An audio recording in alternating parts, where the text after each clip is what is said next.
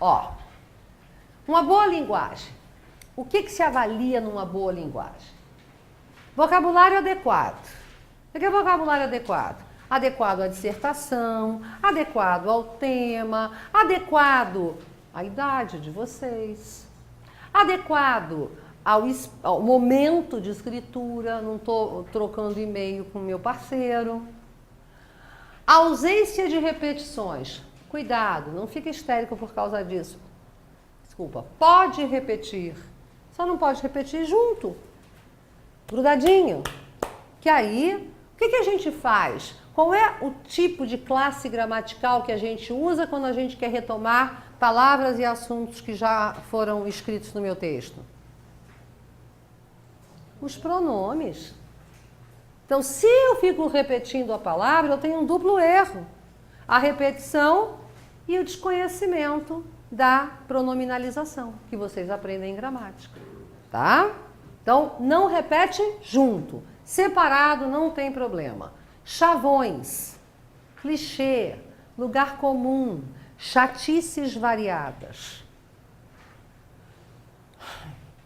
Não é ditado popular, não. Um exemplo de chavão, que está muito na moda agora, tá? Chavão tem a ver com a época. Se cada um fizer a sua parte, o mundo será melhor. Esse negócio de fazer a sua parte é muito do chato e batido, vazio e não quer dizer nada. É chavão mesmo. As coisas entram na moda e saem da moda. Então não usa. Gírias. Óbvio que não se pode usar gírias. Isso é uma evidência. Não é o tipo de texto. Mas e se eu usar entre aspas? Vai ser uma gíria chifruda, porque vai continuar gíria. Sim. Vai continuar gíria. Claro que não posso usar palavrões, evidente. Mas e se eu colocar... Não pode. Continua palavrão.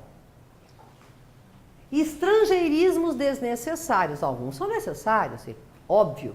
Que estava lendo, ainda agora, numa revista que estava lendo antes de entrar em aula, Mainstream, que é um negócio específico, um vocabulário específico da literatura, tá? Não tem em português algo que traduza, quer dizer, tem a tradução ao pé da letra, mas fica muito esquisito, parece coisa da engenharia. Não tem em português algo que traduza essa ideia de um tronco principal na literatura do qual derivam todas as outras literaturas. Então, eu vou ter que usar mainstream se eu quiser falar sobre mainstream, não tem. Mas eu não preciso também ser pedante, eu acho pedantismo, em vez de falar liquidação, falar sale ou off price. Não, é liquidação, não é a mesma coisa. Tá, interessante é que aqui no centro é cheio de lojas, as lojas colocam liquidação, a gente entra no shopping, ninguém liquida, todo mundo faz ceia. Ou off price, né? Aí você vai ver o off price um ovo, continua muito caro o negócio. Ou então passar o weekend na serra. Pedante isso. Aí shopping, mas shopping é usual para nós. No entanto, em usando estrangeirismo, coloca entre aspas. Sempre coloca entre aspas, tá? Mais um detalhe importante a respeito de estrangeirismo. Vamos supor que eu fosse escrever sobre literatura e fosse utilizar, não num livro de literatura, mas que eu tivesse de utilizar esse vocábulo que eu falei para vocês, mainstream. Eu explicaria, entre parênteses, o que significa. A gente só faz isso com palavras que são muito específicas, que pode ser, não vai explicar shopping, entre parênteses, centro comercial, não precisa fazer uma bobagem dessa, porque o examinador vai saber, tá? Quando for muito esquisitinha, explica. E a estruturação correta dos períodos, ou seja, estão completos, não botei um ponto maluco no meio do nada. E são os exercícios que eu vou propor para vocês fazerem, para não se distanciarem. Porque tá, aí hoje nós terminamos esse segundo encontro, o nosso terceiro encontro tem a ver com redação oficial, e aí vai ficando longe esse conhecimento, e a gente vai se distanciando. Então, por isso, os exercícios ficarão para a gente manter o contato com a redação, não esquecer que ela existe, tá? Então, vamos seguir. Eu vou seguir pelo livro agora, tá, queridos? Mais ou menos pelo livro. Chamei de pecado, que é grave. Toma uma aguinha, gente, porque eu morro de medo de abrir esses copinhos. Morro de medo. Isso aqui é uma ciência, olha, requer habilidade. Que aí o negócio... E outro que eu odeio é abrir iogurte. Sai com os dedos tudo melado, né? Ou então aquele negócio colado, aí vai pensando assim, eu me irrito e enfio uma faca no negócio. Pronto, acabou. Isso aqui é perigosa. Não foi. Mas essa é chique, é personalizada. Ó. Tá, olha para o outro lado, que coisa, bebendo água. Deu. Chamei de pecado. Primeiro pecado é da prolixidade. Conhecem alguém prolixo? Não veio comigo? Não. Conhece, com certeza vocês conhecem prolixo. Há muitos anos eu dava aula e eu estava falando sobre prolixidade. Uma aluna minha achava tão engraçada essa palavra, ela ria de se matar. Eu perguntei, mas por que tá achando engraçado? Porque ela não sabia o que era.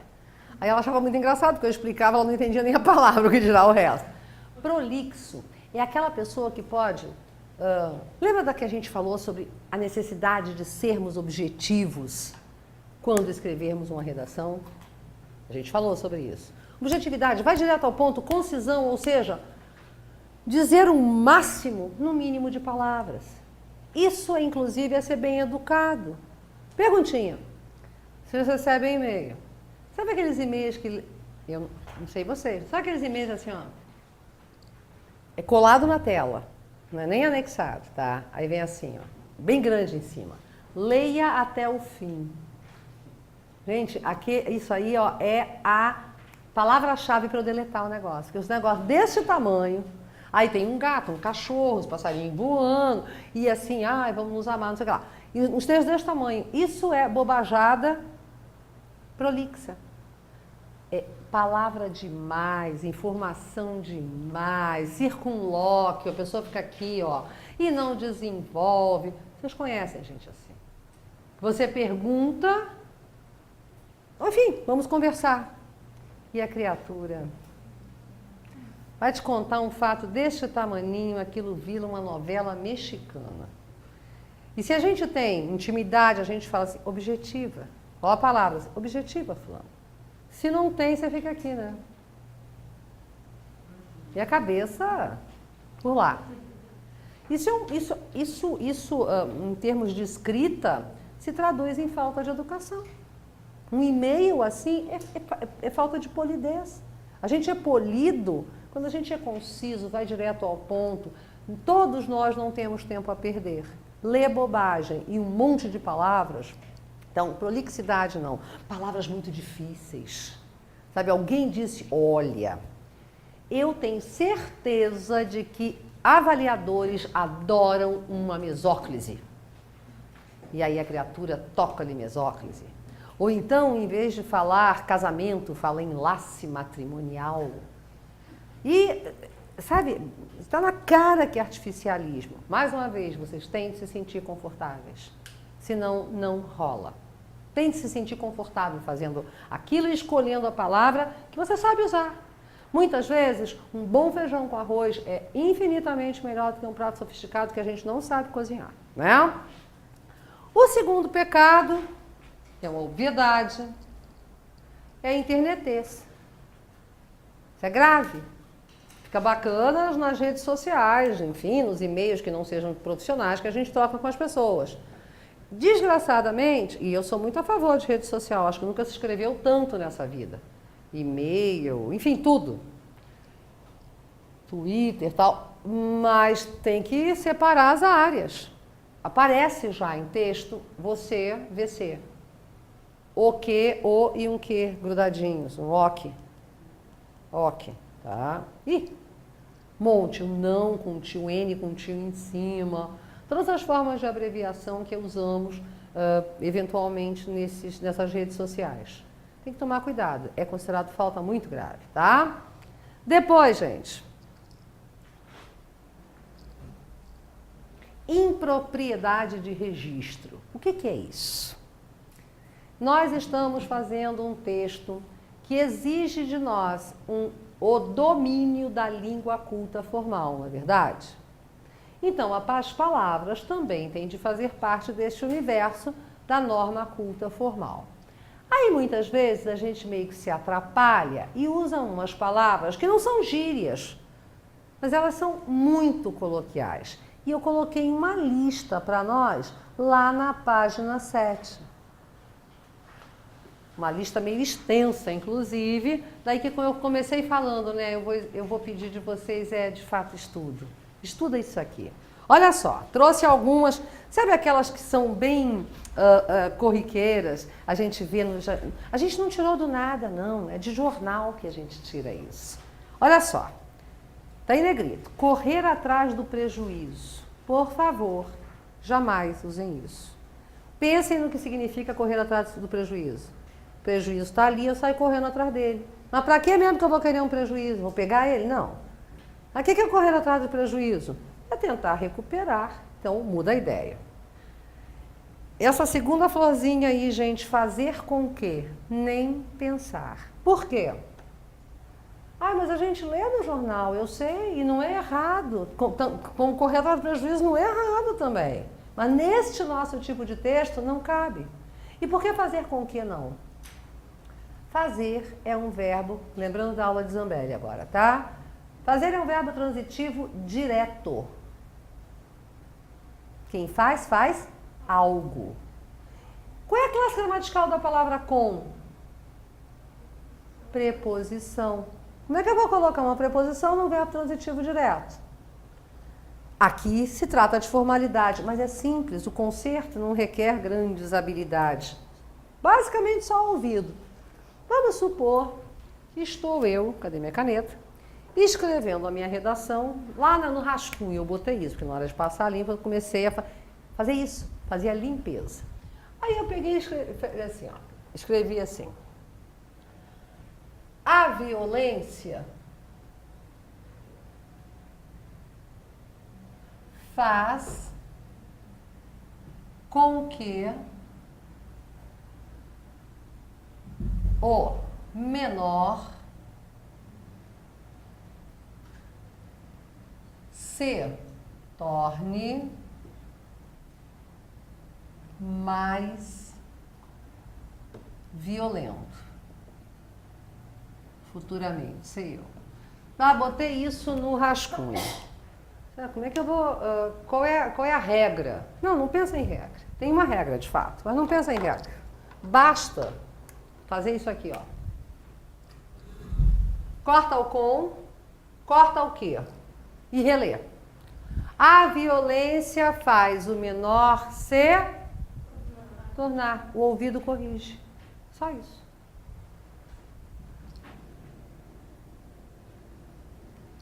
Então, assim, tem toda a explicação do uso desse infinitivo. Aí tem toda a explicação, está reduzida, definitiva. Não precisa. Corta o com e corta o que. É automático. O ouvido, puf, nos leva para o infinitivo. Ok? Ficou claro? Então, vamos adiante. Ainda em propriedade de registro, turminha. Ter no lugar de haver. Bacana, ótimo, legal para textos que não tenham este comprometimento que o nosso tem. Ter é informalidade. Vou colocar no quadro pra gente, tá? Tem um problema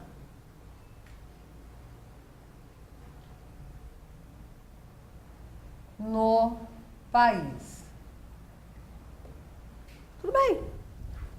Nada me impede de escrever um outro texto que não esse dessa maneira. Agora, formalmente, eu não posso fazer isso. Eu tenho que falar há um problema no país. Como esse tem é típico da fala, é muito fácil a gente carregar para o papel. Lembra de limpar, fazer essa limpeza no momento de passar limpo. Porque quando vocês estiverem escrevendo rascunho, vocês não podem se policiar dessa maneira, não. Porque vocês vão ficar tão preocupados com a forma que aí o conteúdo não vai rolar. A despeito só uma sensação que eu tenho, tá? Não tem nada de científico. A despeito, lendo redações, que não há tantas assim disponíveis, mas as que eu consegui ler, produzidas em concurso e avaliadas, a sensação que eu tenho é que se dá uma importância muito grande à forma, à expressão linguística, algumas vezes em detrimento do conteúdo. Pode ser uma sensação equivocada, mas inclusive tem um exemplo aí que eu trouxe para nós lermos juntos, que me pareceu isso. Em termos de correção gramatical, está boa a redação, mas em termos de conteúdo não está boa. Em termos de elementos de coesão, não está boa, e assim mesmo a nota foi 7. Ou seja, nota suficiente para não sermos eliminados. Aliás, sobrando. Né? Para que eu trouxe então a redação ruinzinha para a gente ler? Ué, para a gente ficar feliz. Não precisa ter. A gente vai buscar o máximo. Isso aí tem que ser, gente. A gente tem que buscar o máximo. Mas o que é o máximo para mim pode não ser para o outro, né? E o que é uma porquice para mim, para o outro, não. Sabe por quê? Não é que ele seja bonzinho. É porque quando se faz correção de redações em concurso, se leva em consideração a amostragem. Ou seja, tem um parâmetro que não está na cabeça do avaliador. É um parâmetro que é ditado pelo próprio encaminhamento apresentado pelos candidatos. Então não adianta eu tentar corrigir uma redação de vocês com aquilo que eu, em termos de conteúdo, só eu acho que é bom. Mas olha a minha experiência, olha a minha idade. Então, o que se faz normalmente, não sei se nesta banca especificamente, mas nas que eu conheço, assim, inclusive pessoas que trabalham lá, eles pegam 100, 1000 redações aleatoriamente e traçam parâmetros. Ó, isso aqui é bastante bom. Essa maneira aqui é satisfatória. Essa aqui não dá. Para ter um caminho para questões de conteúdo, tá? E é por isso que muitas vezes é uma redação que a gente acha fraca, mas no bolo se destacou, tá certo? Bom, vamos continuar aí. Alguma pergunta? Então vamos. Coisas que vêm à cabeça. A gente não pode dizer essa expressão, não. Não, é muito comum isso. Não vem à cabeça a ideia. Então fala que não pensa. Tá? Vem à cabeça piolho e olhe lá. A gente no lugar do nós. É óbvio. Nenhum de nós ia fazer isso. Gente. Só que no lugar de mas, porém, contudo, todavia. Só que é informalidade. Pode usar falando e escrevendo em outro lugar. Aliás, são 3 muito desagradáveis. É o só que, o mais é que e o que nem que. Que nem que é uma doença. Isso é que nem que é aquilo que você me falou, né? Um que nem que. Então, personagens 3, só que, o mais é que e o que nem que não vão aparecer na nossa vida. Mais é que... Aquela... Sabe quando... Isso me parece sempre muito coisa de criança. Quem tem filho sabe. Aí você fala uma coisa e a criança vem. Mas é que... Aí você fala outra, a criança vem. Mas é que... No final você cala a boca. O mais é que. É um contraste infantil. Sempre me parece que é uma tentativa de oposição muito infantil. Dialogar com o examinador. Não sejam loucos. Tem quem faça? Tem. E eu não estou falando assim, não, tem quem faça as ganha, não é assim. Não. Primeiro, vamos falar primeiro do que é mais suave, mais errado. Usar tu e você no texto. Fala, querido. Não, meu amor, não. Para zerar uma redação, o sujeito tem que se esforçar, sério mesmo. Pode não tirar uma nota boa, mas 0, fuga o tema. Assim, manja livro de autoajuda, não estou dizendo que é bom ou que é ruim, tá? Eu não gosto. Quem goste. E lá pelas tantas a gente entra numas de fazer autoajuda na redação. Dá conselho para o examinador. Nunca vou me esquecer, o tema era como mercado de trabalho competitivo, então era muito preocupante, tínhamos de ter estratégias para nos inserir no mercado, inserirmos no mercado de trabalho e manter esse emprego. Né? E aí lá pelas tantas, ao final, o aluno me deu muitos conselhos. Então, você deve fazer isso, você deve fazer aquilo. Era assim, uma lista de conselhos. Que bom, ele estava preocupado comigo. Nesse sentido é bom. Mas não dialoga. Então, não pode usar tu, não pode usar você, tampouco verbos no imperativo.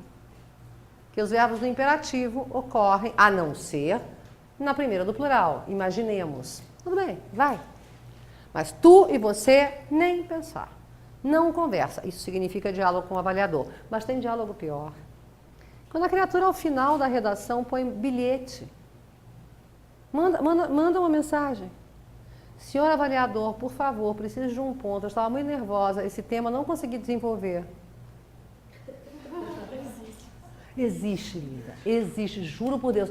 Eu não sou uma pessoa criativa, não, para esse tipo de coisa, tá? Quando eu chego a contar em sala de aula, é porque de fato eu já li. É impressionante. Ou então, assim, ó, quando é aluno, até eu consigo, aluno que eu conheço, eu consigo entender, eles põem coração. Enfim, assim, coração pra mim. Aí põe MT dentro do coração, baita puxação de saco, né?